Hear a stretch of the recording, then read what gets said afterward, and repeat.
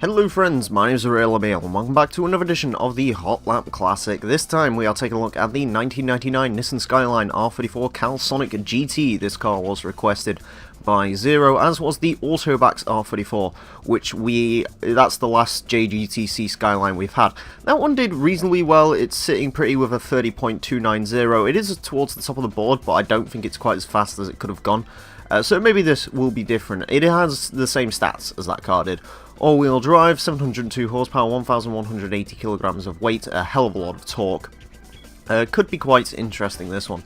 Anyways, to find out how well it does, it is going to be going to the Motorsports Land track, where it's going to have 6 laps to set the best time it possibly can. Our current leader is a Suzuki Escudo, sorry, Pikes Peak version that set a time of a 27.710. Of course, the Escudo did go around last time. It has been a long old while since I've recorded one of these, by the way. It's been way over about 2 or 3 weeks, so if this car doesn't do very well, I do apologise, but yeah, haven't really played any Gran Turismo 2 since the last time I recorded some Hot Lap Classics, so yeah, sort of trying to get a feeling for the handling and the track again. I think this is the longest I've been without recording a Hot Lap Classic episode. I did it all while I had my month off, which was last month, so yeah. It has been a fair old while since I recorded one of these. Sort of trying to get the thumbnail situation sorted as well. I don't know if anyone sort of noticed. A lot of these are missing thumbnails. I do apologise. I am looking to resolve that within the next couple of days and get back on track with the thumbnails. I'm sorry, I've just been incredibly busy with other things and life and yes. Anyways, 30.103, so it is quicker than the Autobacks. Now, in theory, these cars should not be any different on time-wise. They are literally exactly the same car. But I guess it just depends on the look of the day, almost, with them. So, you know, maybe if I'm driving better on one day, then they'll be better. It seems to be one of those cars, though. I don't know if I was doing it with the Autobacks or not. It definitely seems to be one of those cars that doesn't really... It doesn't go any quicker when you push it. It's a lot like a lot of the sort of higher-end all-wheel drive cars that I've been finding, you know. They do a lot better when you're just not trying to push for the best lap time. You know, if you just sort of let them get on and take relaxed lines and stuff, they can be quicker. Doesn't like the bumps, as do, well, most of these JGTC cars don't particularly appreciate the bumps. Ooh.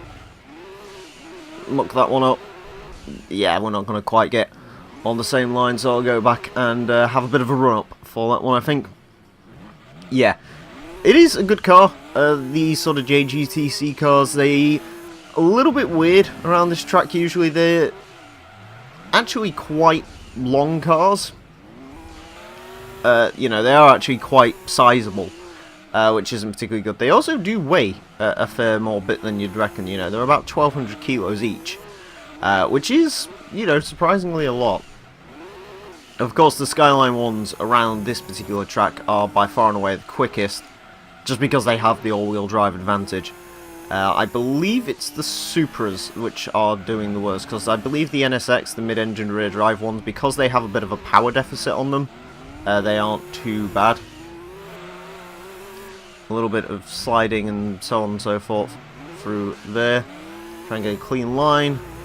A little bit of a cheeky corner cut, but, you know, I say it with every time I do one of those, you know, every car gets the same sort of liberal use of the track, so it doesn't really matter. Coming onto the straight, it's going to be a 29.644 for the Calsonic Skyline, which is pretty darn good.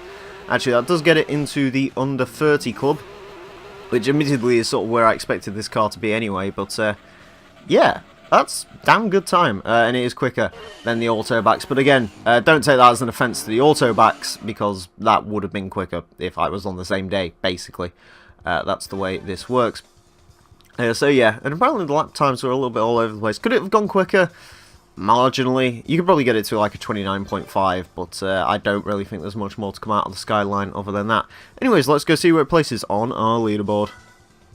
Onto the leaderboard then, and the Nissan Skyline R34 Calsonic GT goes into 10th place with a 29.644, wedging it in between, interestingly enough, a GT300 car in the Mitsubishi FTO and the Ford RS200 rally car. It is a fair bit up on the Autobacks R34, however, again, those cars are exactly the same, it's just sort of different the ways I was driving them.